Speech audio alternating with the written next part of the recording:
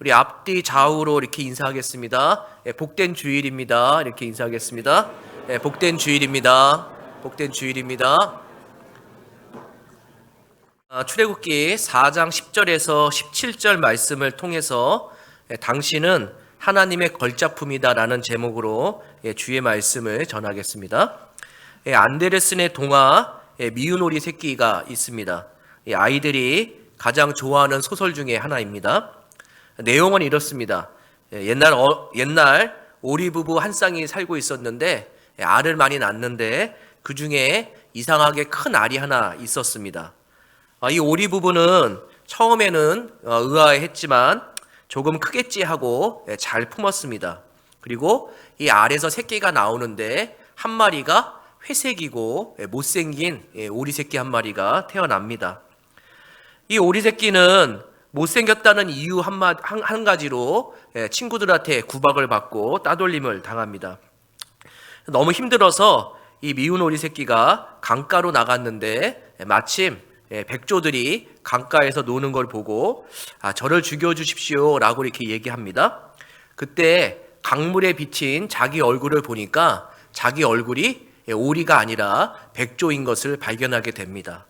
그리고 나중에 이 미운 오리 새끼는 백조가 돼서 하늘 높이 올라가서 백조들의 무리와 합류하여 행복하게 살았다. 이런 이야기입니다.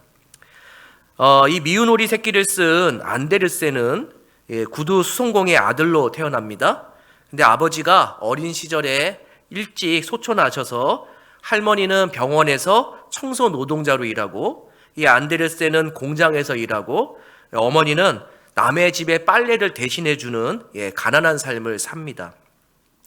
늘 가난에 익숙한 안데르센이지만 어머니가 신앙이 좋은 사람이어서 이 안데르센을 독실한 기독교인으로 키우고 예수님을 공경하는 신앙인으로 자리 잡게 합니다. 이 안데르센은 연극 배우의 꿈이 있었습니다. 그렇지만 가난하고 정규교육을 받지 못해서 연극 대본을 다 소화하지 못하는 문제가 생겼습니다. 이 문제로 자살까지 하려고 하는 고통을 경험합니다. 이 안데르센이 연극 배우의 꿈을 안고 도시로 갔다가 또 별명 하나를 얻습니다. 덴마크의 오랑우탄. 얼마나 외모가 못생겼냐면은 평균 이하의 외모, 그 다음에 제대로 교육받지 못한 안데르센, 자신의 처지가 딱했죠. 그리고 나중에 자신의 처지를 빗대어서 쓴 소설이 동화가 뭐냐면은 미운 오리 새끼입니다. 이 미운 오리 새끼가 전 세계에서 많이 인기를 끌면서 안데르센이 이런 이야기를 합니다. 보시면 이렇게 얘기합니다. 내가 잘생기고 공부도 잘해서 인기가 있었다면 미운 오리 새끼를 쓰지 못했을 겁니다. 내가 가난하고 못생긴 것을 감사하고 축복으로 여깁니다. 안데르센은 자기의 가장 초라하고 약한 것을 하나님께서 사용하셔서 자신의 능력이 나타난다는 것을 아는 귀한 신자였습니다. 하나님은 마찬가지로 우리 인생 가운데 약점을 사용하기도 하고요. 우리의 초라하고 부족한 것들을 사용해서 자신의 능력이 어떠한지를 나타내시는 경우가 많습니다. 하나님은 언제나 우리의 약함을 통해 자기 자신을 드러내기를 즐겨하시는 분입니다. 그렇게 하나님은 바울을 통해 고린도후서 4장 7절에서 이렇게 말씀하십니다. 우리가 이 보배를 질그릇에 가졌으니 이는 심히 큰 능력은 하나님께 있고 우리에게 있지 아니함을 알게 하려 함이라. 이 당시에 금은 동은 매우 비싼 재료이기 때문에 다양한 용도에 맞게 재료를 사용할 수가 없었습니다. 그렇기 때문에 다양한 용도로 도자기 같은 걸 만들려면은 결국은 흙을 이겨서 질그릇으로 다양하게 용도에 맞춰서 사용하게 되는 거죠. 근데 질그릇이다 보니까 이 질그릇을 불에 구울 때 금도 좀 가고 이가 좀 빠지고 하는 경우가 종종 있었습니다. 그래도 사람들은 그냥 그거를 쓰는데 아쉬움이 없어가지고 질그릇이 금이 간 대로 그냥 금으로 쓰고 아니면 이가 빠지면 이가 빠진 대로 그냥 썼습니다.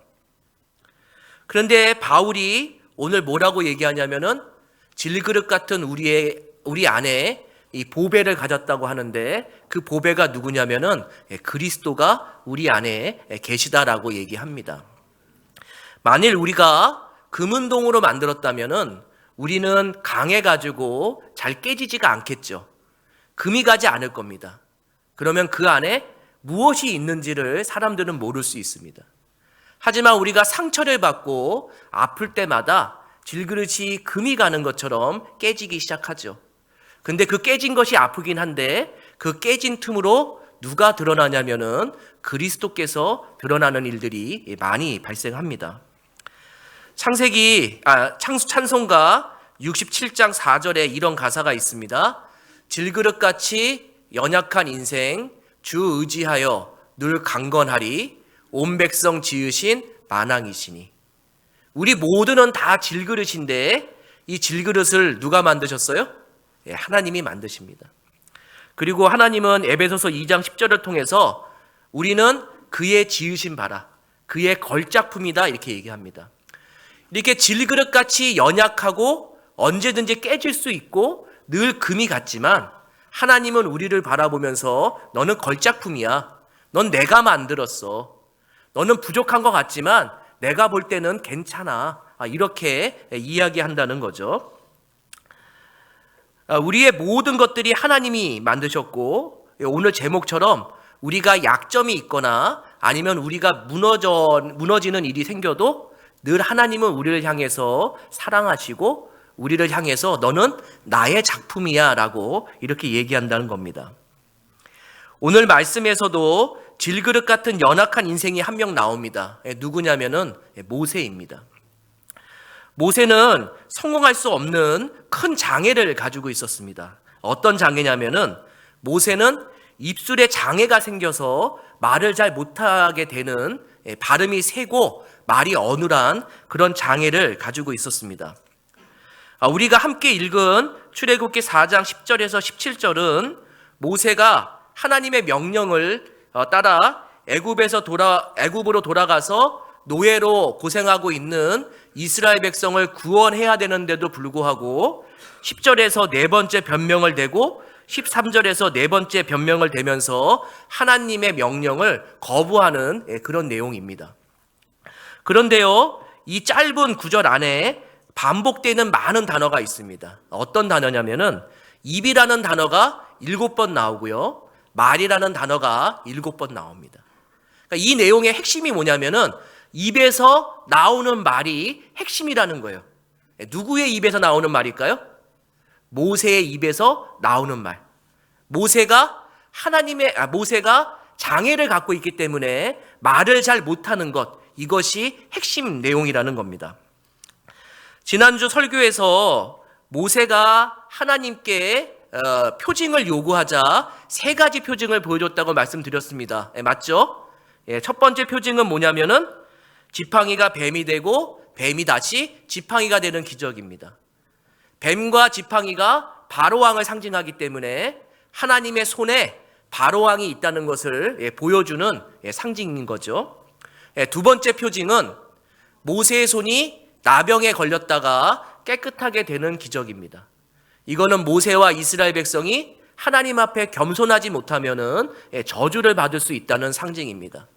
그리고 세 번째 표징은 애굽에 있는 나일강 물을 조금 떠서 부으면 피가 될 것이라고 하는 말입니다. 이 말은 나일강이 애굽을 상징하기 때문에 애굽을 멸절시키고 이스라엘 백성을 반드시 구원한다고 하는 약속의 표징입니다. 그런데요, 이 3가지 표징은 모세가 원하는 것이 아니었습니다. 이 3가지 표징은 하나님이 원하시는 거였지 모세가 바라는 것이 아니었습니다. 모세는 하나님께 어떤 표징을 원했을까요?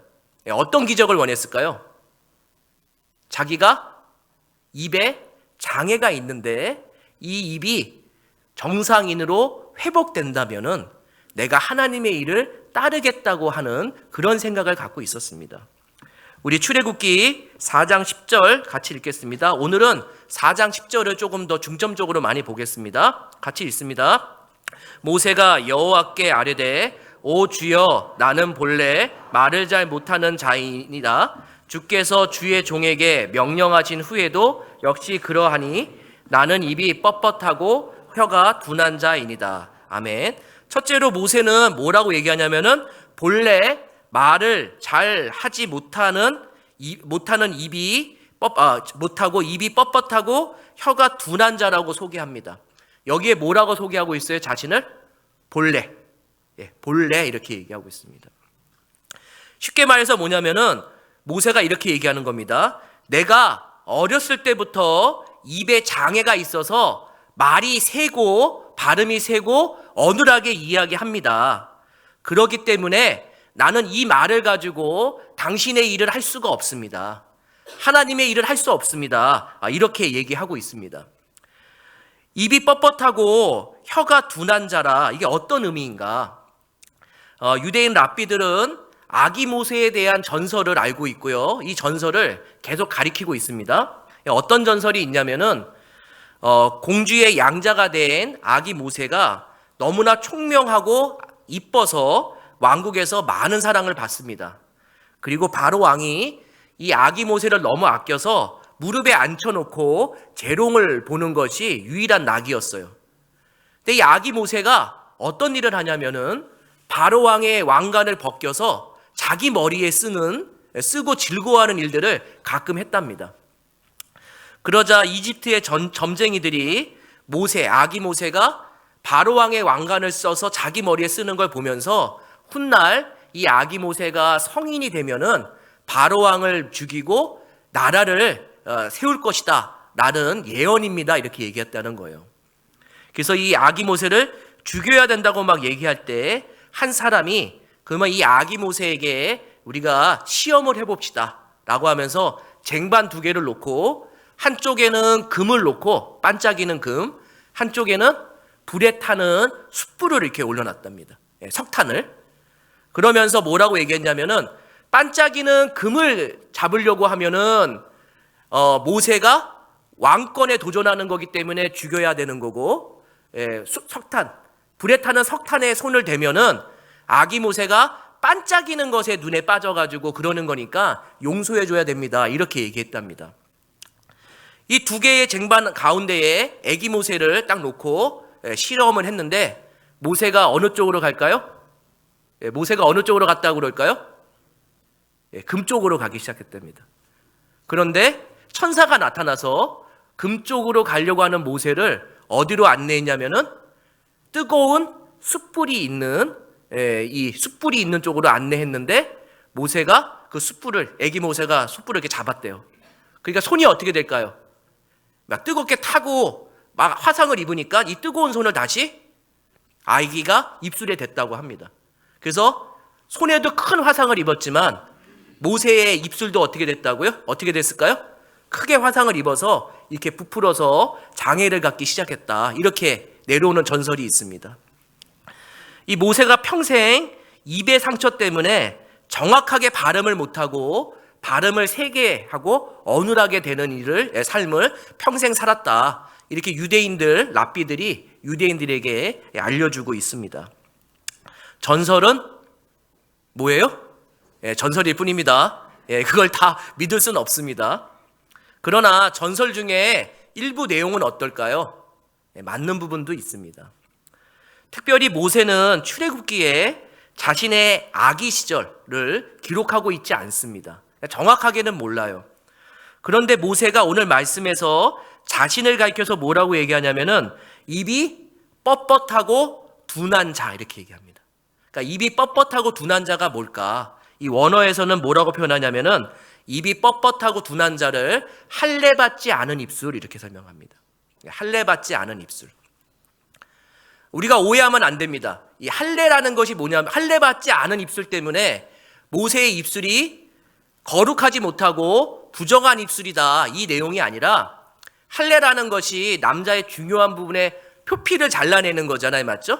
두꺼운 부분을 잘라내는 거잖아요. 마찬가지로 모세의 입술이 너무나 두껍다는 걸 얘기하는 거예요. 우리의 입술보다 한 2~3배로 두꺼운 입술, 이거를 할례받지 못한 입술 이렇게 표현하는데 입술이 너무 두꺼우니까 입이 제대로 잘 안 벌어지고 그리고 혀도 제대로 안 움직여지기 때문에 말이 새고 어눌하게 된 그런 모습을 얘기합니다. 모세는 자신을 뭐라고 표현하냐면은 하나님께 나는 어렸을 때부터 모르겠습니다. 태어나면서부터 이런 장애가 있었는지 아니면은 커가면서 장애가 있었는지 모르지만 아마 커가면서 이런 장애가 있었을 가능성이 많아요.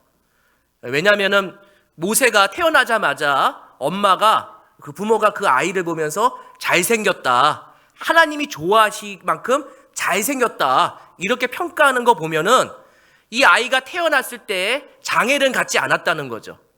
근데 커가면서 분명히 어떤 문제 때문에 입이 이렇게 커지는 문제가 생겨가지고 말하지 못하는 장애, 말을 잘 못하는 장애를 분명히 가지고 있었던 것 같습니다. 그렇기 때문에 모세가 하나님께 이렇게 얘기하는 거죠. 내가 당신의 일을 하려면은 내 말을 잘 못하는 입술이 정상처럼 돼야 되는데 왜 당신은 내가 원하는 기도에 응답하지 않고 당신이 원하는 것만 기적을 베푸십니까? 지금 이렇게 얘기하고 있는 거죠. 두 번째로 모세는 자신을 이렇게 소개합니다. 모세는 주의 명령 후에도 역시 나는 입이 뻣뻣하고 혀가 둥한 자라고 이렇게 소개합니다. 4장 10절에 장애를 가진, 입에 큰 장애를 가진 모세가 나중에 애굽에서 차기 대권을 노리는 왕자가 될 정도라면 그의 노력이 어느 정도일까요? 그의 노력이요. 제가 옛날에 오른손을 좀 다쳤었거든요. 그래가지고 오른손으로 밥을 못 먹고 왼손으로 밥을 먹었어요. 그런 경험은 좀 많으시죠? 오른손이 아픈데 왼손으로 밥을 먹는데 문제는 젓가락질이 안 되는 거예요. 근데 2주, 3주 연습을 하기 시작하니까 왼손으로도 젓가락질이 되기 시작해요. 오른손이 불편해서 왼손을 쓰는데도 젓가락을 쓰는데 우리는 한 달 정도 걸려요. 그런데 말을 잘 못하는 장애를 가진 모세가 자신이 뛰어난 왕자가 된다는 것은 쉽지 않습니다. 사도행전 7장 22절에 모세를 이렇게 얘기합니다. 모세가 애굽 사람의 모든 지혜를 배워 그의 말과 하는 일들이 능하더라. 그 장애를 가진 모세가 모든 말에 능하고 모든 일에 능하려고 한다면은 그는 땀과 피와 힘과 모든 것을 다 동원해서 최선을 다해가지고 그 장애를 극복한 사람이에요. 그 장애를 극복한 사람이 누구냐면 모세고 이 사람이 차기 대권을 노렸던 사람이죠. 근데 지금 어떻게 되어 있어요? 이 차기 대권을 노리던 사람이 미디안 40년 광야의 세월 동안 썩고 있습니다. 모세는 하나님께 이렇게 얘기하는 거예요. 내가 지금 하나님의 명령을 받아서 애굽에 돌아간들 나는 입에 장애가 있어서 말을 못할 것이고 또 40년 동안 목동으로 굴렀기 때문에 예전에 그렇게 열정적으로 예전에 내가 힘이 있을 때와 다르기 때문에 나는 쓸데없는 사람입니다. 나는 당신을 도울 수가 없습니다. 이렇게 지금 이야기하고 있습니다. 우리도요 하나님 앞에 이런 변명 많이 됩니다. 하나님, 내 자녀의 문제 하나만 해결해 주시면은 내가 주를 따르겠습니다. 내가 남편의 문제, 내가 아내의 문제, 내가 계속 씨름하고 있는 이 기도하는 이 문제 하나만 해결해 주면은 내가 따르지 않으라고 해도 보따리 싸서 따라다니겠습니다. 이렇게 얘기하고 있죠. 하나님, 내가 지금 흔들리는 인생, 무너지는 인생 이거 한 번만 회복시켜 주시면은 내가 주님 따라가겠습니다. 이렇게 얘기하는 거하고 똑같은 거예요. 근데 하나님이 참 야박해요. 왜 그러냐면은 장애를 가진 모세를 그대로 사용하시는 것처럼 때로는 우리에게 아픈 문제가 있는데 그 아픈 문제를 해결하지 않고 그 아픈 문제 그대로 가지고 나를 따르라고 요구하는 경우들이 참 많기 때문입니다. 실제로 지금 모세는 하나님 앞에 자신의 신세 한탄을 하면서 나는 못 쫓아갑니다. 그러는 것 같은데 모세는 교묘하게 하나님을 원망하고 있는 거예요. 우리 다시 4장 10절 다시 보겠습니다. 4장 10절 다시 읽습니다. 모세가 여호와께 아뢰되 오 주여 나는 본래 말을 잘하지 못하는 자니이다.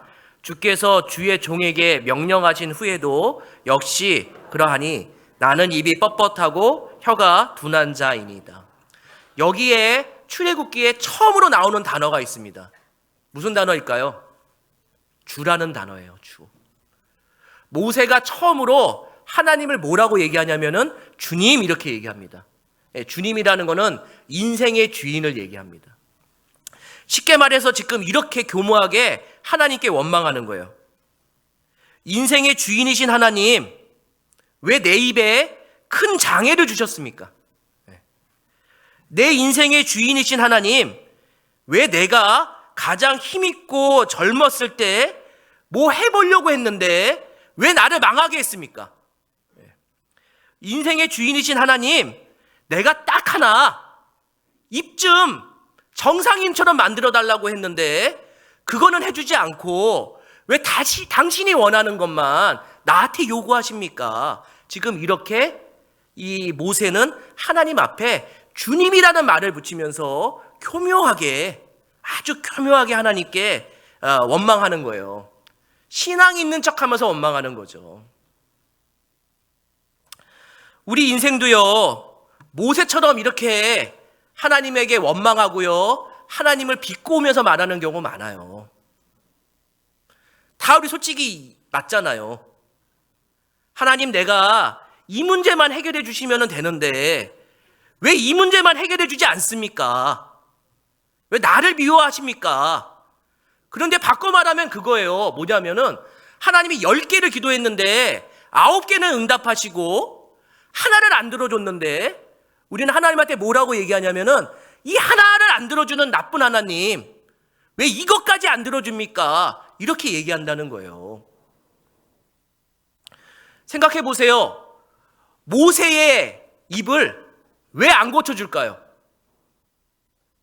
저 같으면요 고쳐줘요. 그거 못하겠어요. 모세의 입을 빼서 다른 사람 입을 집어넣지요. 그걸 왜 못해요? 하나님이 천지를 만드셨는데. 그런데 하나님은 그 장애를 가진 입을 고쳐주지 않아요. 그 장애를 가진 입을 그대로 쓰게 만들어요. 딱 이유는 한 가지예요. 교만해서요. 그 입을 고쳐주면은 모세가 하나님을 떠날까봐. 그 입을 고쳐주면은 모세가 교만해서 자기 힘으로 뭔가 하려고 할까봐 하나님은 딱 하나의 가시를 남겨두는 거예요. 그게 모세에게는 뭐예요? 입에 장애를 줘서 말을 잘 못하게 하는 거예요.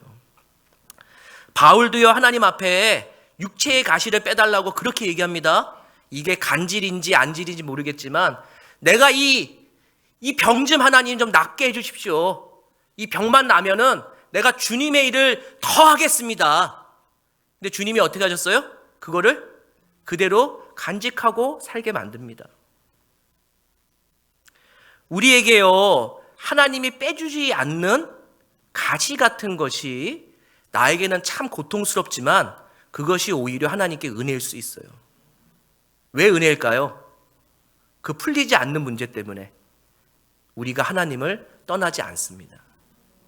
그 문제 하나 풀리면 여러분 어떻게 할까요? 이 자리에 남을 사람 한 명도 없어요. 10가지 기도하는데 10가지 하나님이 즉각 다 응답하시잖아요? 그럼 다음 주일날 여기에 아무도 와 있지 않아요.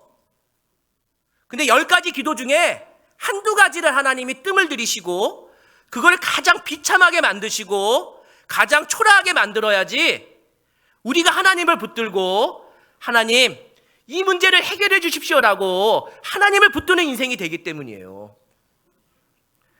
이런 말 있잖아요. 우리가 약할수록 하나님은 강함이 드러나신다. 우리가 그 약한 문제 때문에 하나님께 씨름하면 씨름할수록 하나님의 모습은 어떻게 돼요? 더 크게 드러나면서 그 우리의 약점을 가지고 하나님의 능력이 더 나타나기 시작한다는 거죠. 그런데도 모세는 이렇게 다시 변명됩니다. 4장 13절입니다. 모세가 이르되 오 주여 보낼 만한 자를 보내소서. 하나님, 나 장애 있습니다. 하나님, 나 인생 망했습니다. 나 말고 다른 사람 많아요. 나를 좀 쓰지 말아요. 내가 이렇게 비참한데 굳이 왜 나예요? 다른 정상인 사람들도 많은데. 근데 모세가 모르는 것이 있었죠. 100명이면 100명 다 어려움이 있습니다. 우리 여기 있는 모든 분들, 저를 비롯해서 하나님 앞에 기도하지만 제일 약한 것이 있어요. 해결 안 되는 것이 있어요. 왜냐하면 하나님이 우리를 질그릇같이 연약한 인생으로 만들었기 때문이에요. 그 연약한 인생이라는 게 오히려 복이에요. 내가 병 때문에 기도했는데 병이 나버려요. 그러면 그 사람 교회 떠납니다. 내가 이 문제만 해결해 주십시오라고 얘기하는데 해결해 주면은 하나님이 그것 때문에 복을 주셨는데도 떠나는 경우가 많아요. 어쩌면은 나에게 계속 약한 존재로 그거를 씨름하게 만듦으로써 하나님을 붙들게 만들고 하나님의 능력을 더 강구하는 마음으로 우리 인생을 비참하게 만드는 경우도 있고 우리를 계속 약하게 만드는 경우들이 늘 있습니다. 우리 출애굽기 4장 11절에서 12절 같이 읽겠습니다. 여호와께서 그에게 이르시되 누가 사람의 입을 지었느냐? 누가 말 못하는 자나 못 듣는 자나 눈 맑은 자나 맹인이 되게 하였느냐? 나 여호와가 아니냐? 이제 가라. 내가 내 입과 함께 있어서 할 말을 가르치리라. 지독하세요. 하나님. 이만하면은 저는 입을 갖다가 다른 사람 입으로 끼워줘요. 근데 하나님은 이렇게 얘기하는 거예요. 그래, 너 말 잘 못해. 그런데 그 말 못할 때 내가 그냥 함께 할 거야. 참 못되셨죠, 맞죠? 고쳐주고 함께 하셔도 되는데 너가 아픈데 내가 함께 할게 이렇게 얘기합니다. 심지어는 너 말 못하는 거 알아. 말 잘하는 아론 붙여줄게.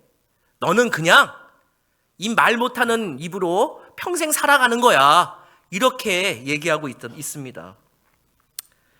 주님도요, 십자가에 죽으시고 부활할 때, 부활하신 후에 자기의 제자들에게 어떤 몸을 보여주냐면은 가장 치욕스럽고 부끄러운 몸을 보여줍니다. 옆구리에 창에 찔린 구멍이 있고요, 온몸에 채찍을 맞은 몸을 제자들에게 보여줍니다.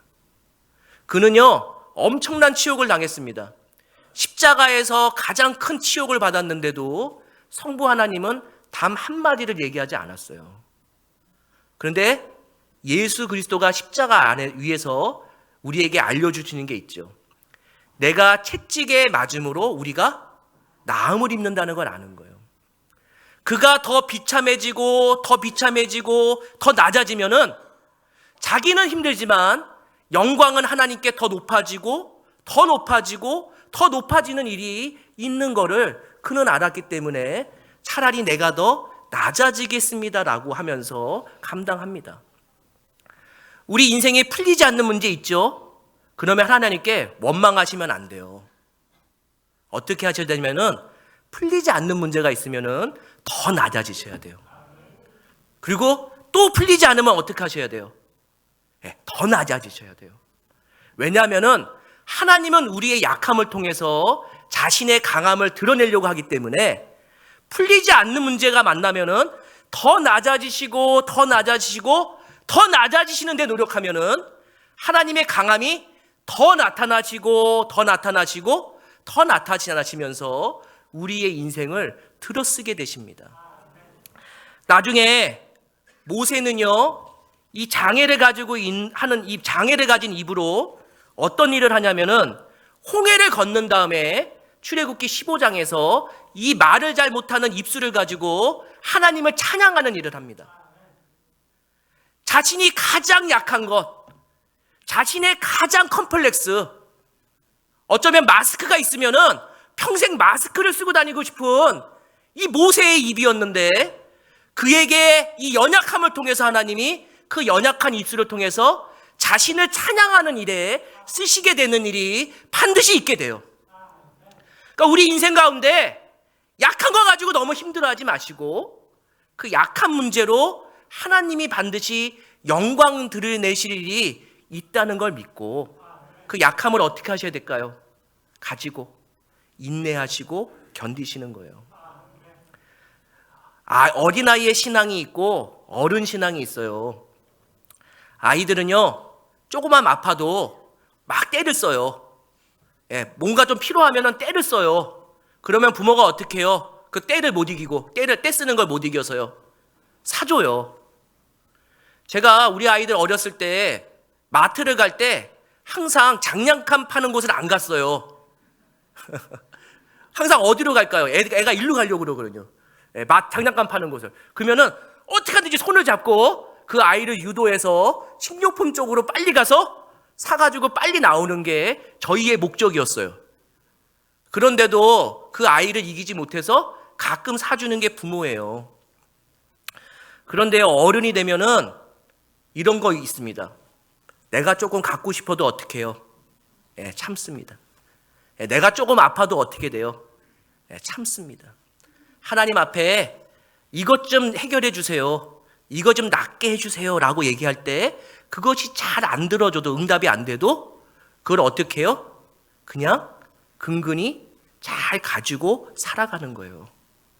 그것이 성숙한 신앙이고 어른다운 신앙이에요. 하나님은 모세에게 아기 같은 신앙을 원하는 것이 아닙니다. 왜냐하면 그가 앞으로 엄청난 이스라엘 백성을 끌고 출애굽한 다음에 그리고 하나님 나라를 위해서 힘써야 되는 리더가 되어야 되기 때문에 그는 어린아이의 신앙을 가지면 안 되고 어른과 같이 성숙한 신앙을 가져야 됩니다. 그가 늘 교만하지 않을 수 있었던 것, 그의 상처 때문입니다. 근데 하나님이 언제나 그의 입과 함께 한다고 그랬죠. 그리고 제가 아까 전에 얘기했습니다. 손이 화상을 입었는데 이걸 입에 댔잖아요. 맞죠? 그러니까 손에도 뭐가 있을까요? 큰 화상이 있는 거예요. 어쩌면 모세가 지금 태어났으면은 입에는 마스크 쓰고 손에는 장갑을 끼고 평생 살았을 거예요. 근데 그 상처난 손에 무엇을 집어줘요? 하나님의 지팡이를 집어줍니다. 우리 출애굽기 4장 17절입니다. 같이 읽습니다. 너는 이 지팡이를 손에 잡고 이것으로 이적을 행할지니라. 너가 가장 약한 곳에, 너가 가장 초라한 곳에 내가 너와 함께 하겠다. 너가 입이 불편한 곳에 내가 함께하고, 너가 손이 불편한 곳에 나의 지팡이를 짚어줘서 함께 할 거니까 너는 그 약함 때문에 무너지지 말고 그 연약함 때문에 오히려 하나님이 드러난다는 것을 감사하게 여기면서 인내해라 라고 우리에게 얘기해 주고 있습니다. 하나님은 우리에게 이렇게 얘기합니다. 고린도서 12장 9절입니다. 나에게 이르시기를 내 은혜가 내게 족하도다. 이는 내 능력이 약한 데서 온전하여 짐이라. 우리가 연약한 질그릇으로 늘 깨질 것 같고 힘들 것 같을 때마다 우리는 생각하셔야 될 게 있어요. 내 안에 누가 계시냐면은 그리스도가 계신 거죠. 우리가 깨지고 힘들어도 이 질그릇은 절대 버릴 수가 없어요. 왜 그럴까요? 이것이 아무리 값어치가 없는 질그릇이라도 우리 안에는 세상에서 줄 수 없는 그리스도라는 분이 우리 안에 있는 거죠. 질그릇이 아무리 깨지고 아무리 반토막이 나고 아무리 쓸모가 없을지라도 주인은 이 질그릇을 버릴 수가 없어요. 왜 그럴까요? 이 세상에서 가장 큰 보화이신 예수 그리스도를 그 깨진 질그릇에 늘 보관하고 계시기 때문이에요. 마찬가지로 우리의 인생이 연약해서 상처받고 무너지고 넘어질지는 몰라도 하나님은 우리 인생을 질그릇 같은 인생을 절대 버리지 않으세요. 왜냐하면 우리 안에 누가 계셔요? 그리스도가 계시기 때문에. 그 그리스도가 계시기 때문에 아무리 깨질지라도 우리는 그리스도의 값어치라는 사람인 거죠. 이거를 믿으시고 우리 인생의 연약한 순간, 무너지는 순간이 있을지라도 내 안에 다른 분이 계시지 않고 그리스도가 계시다는 믿음을 갖고 하루하루를 잘 인내하시고 승리하시기 바랍니다. 우리가 요 시 하나만 읽고 마치겠습니다. 죄송합니다. 요 말 까먹겠네요. 제가 늘 괴롭고 힘들 때마다 늘 이렇게 꺼내보는 시입니다. 로이 캄파렐라가 쓴 고통받는 사람들을 위한 시입니다. 우리 같이 한번 읽어보겠습니다. 나는 신에게 나를 강하게 만들어 달라고 부탁했다. 모든 일에 성공할 수 있도록. 그러나 신은 나를 약하게 만들었다. 겸허함을 배우도록. 나는 건강을 부탁했다. 많은 일을 할 수 있도록. 그러나 나는 허약함을 선물 받았다. 더 가치 있는 일을 할 수 있도록. 나는 부유함을 원했다. 행복할 수 있도록. 그러나 나는 가난함을 받았다. 지혜를 가질 수 있도록. 나는 모든 것을 갖게 해달라고 부탁했다. 삶을 누릴 수 있도록. 그러나 나는 삶을 선물 받았다. 모든 것을 누릴 수 있도록. 나는 내가 부탁한 것들을 하나도 받지 못했지만 나에게 필요한 모든 것들을 선물 받았다. 나는 하찮은 존재임에도 불구하고 신은 내 무언의 기도를 다 들어주셨다.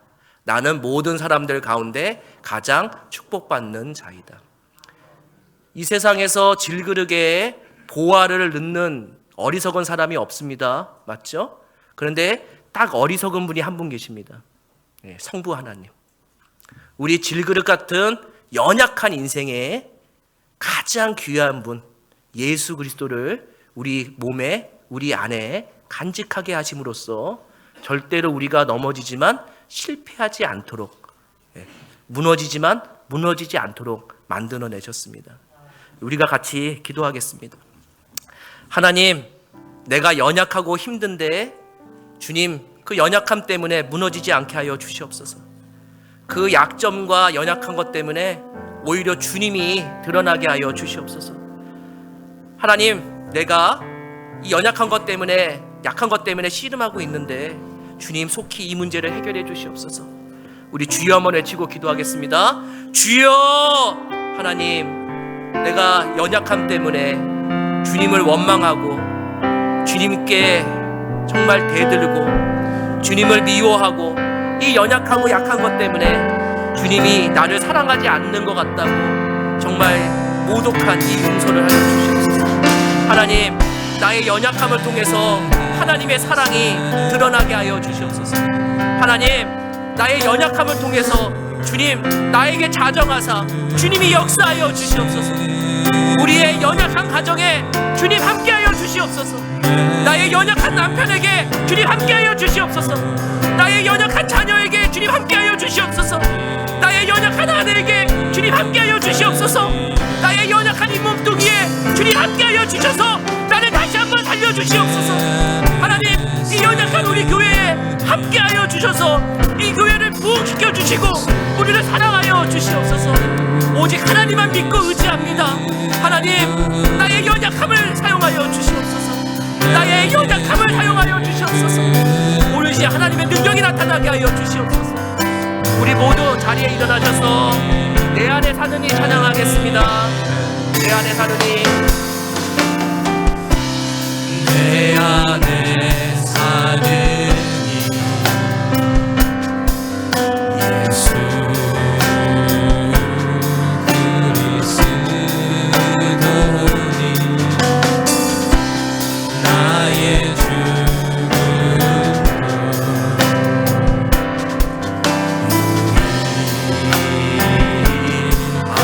내 안에 사는 이 예수 그리스도니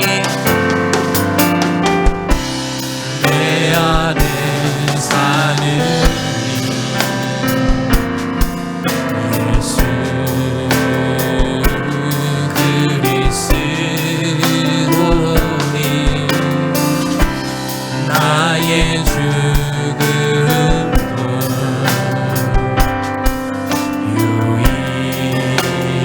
유익함이 나의 왕 내 노래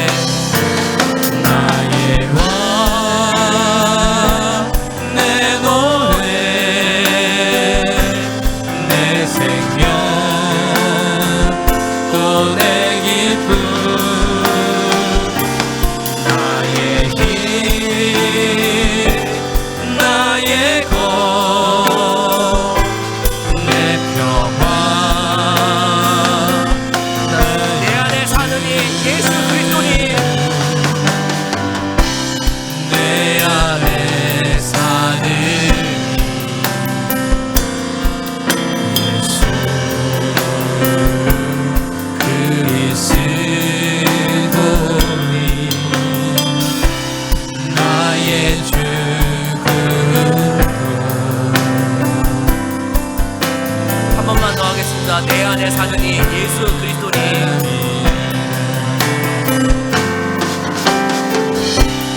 내 안에 사는 예수 그리스도니 나의 주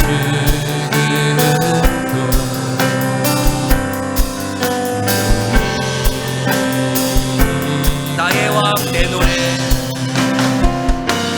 나의 왕 내 노래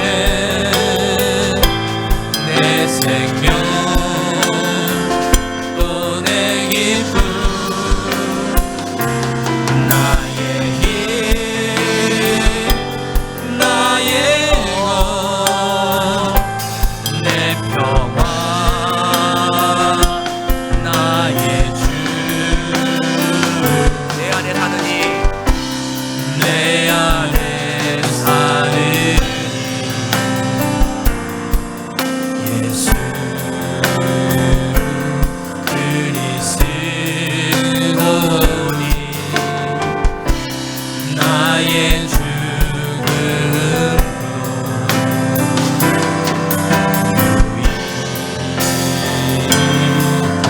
기도하겠습니다.